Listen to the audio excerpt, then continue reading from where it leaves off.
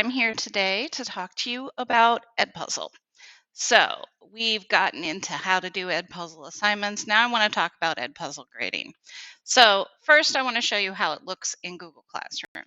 So, if I go to Google Classroom, I have this assignment that says he got a 71.3%.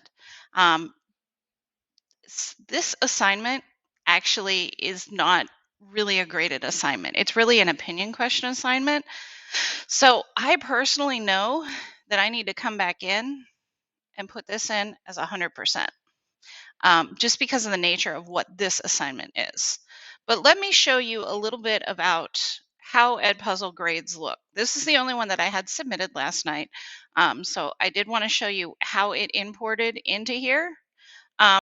But let's go to Edpuzzle and look at how the grades look within Edpuzzle, because I do find myself going back to Edpuzzle and looking at them quite a bit, and I'm going to tell you why. So to get to your grades, I go to my class, and I'm going to go to Technology Skills and Strategies, and it brings up my list of assignments. Then I have the list of class members and the gradebook. Class members is where you'd go to import students as new students get added. You may need to do this depending on when students get added to your class. I'm actually going to go to gradebook, and you're going to see all the assignments that I've assigned and the scores that the students have gotten, okay? So some of these you'll notice are red, right? The student did not complete them. So if I click on this one, okay, I can see exactly what she did, and it says this one is not turned in. So I get this problem a lot. It says that students did not turn something in. But she did watch all the video and answer the questions. So a lot of times I find myself going back to Edpuzzle and doing a manual review because it's not importing the grades because it says that the student didn't turn it in. They say the student has to watch the whole video. So what I try to do is make it so the question is like, there's a question at the very end of the video, so they watch to the end of the video. This one is not that way.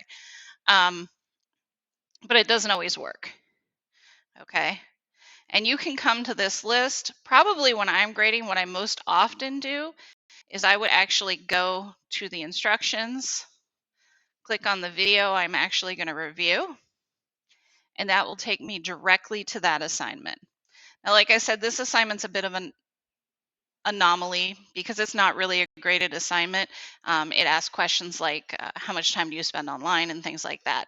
So from the assignment, if I hit the back arrow, I get that list of students who have done it, right? And what I like to do is I just sort this by name, and then I can scroll through and see who's done things, right? So this student right here has a 90% watch of the video. So it doesn't come up as turned in, but he did answer all the questions, right? So I would go back through and update his grade and just go with this grade, even though it's not marked as turned in. All of our students don't always watch all of my videos, and try as I might, I don't always remember to make it a question at the end, and I don't always have time to go back and change it, okay? So that's the way that that works for me. Unfortunately, there is a little bit of need to do manual review. You don't have to go question by question, though. You can always just, sort by name, go down and just grab whatever their percentage is, right? So I know what they got on this video. And this video is the one where it's really all opinion questions anyway. So this video, I know everyone just gets 100% on, just as long as they've gone in and they've watched it. And I don't make sure that they've watched 100% according to the thing. Now, this person didn't watch and didn't only watched 80% and didn't answer any of the questions. So I'm not going to give them credit, right? And these people just started, right? But most of the people have watched most of the video. This person watched 100%, so they got a grade and turned it in, right? This person did not, so it did not get marked turned in. So this grade definitely did not auto import, and I had to update it. So I hope that answers any questions and makes grading a little bit easier for you. Unfortunately, it does mean that sometimes you do have to do a manual review and it's not going to import. One thing that's really important that I should note is if you want to do manual review, one thing you have to do is when you assign the Edpuzzle, right here is a button that says post on Google Classroom when you're making the assignment, or update on Google Classroom. That's if you change the assignment, right? So if you press this button, it will make it auto import. If you do not post it using this button, if you just come up here and copy the link to share the assignment, it is not going to update in Google Classroom, okay? So that's just for you to remember.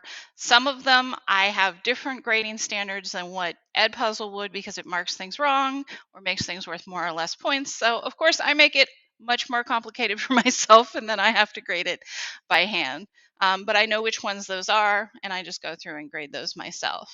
So I hope this answers any questions for you. One practice that I would really advise is just make that so that there is a question right at the end of the video. Okay? Okay, I hope you guys have a great week. If you have any questions, let me know.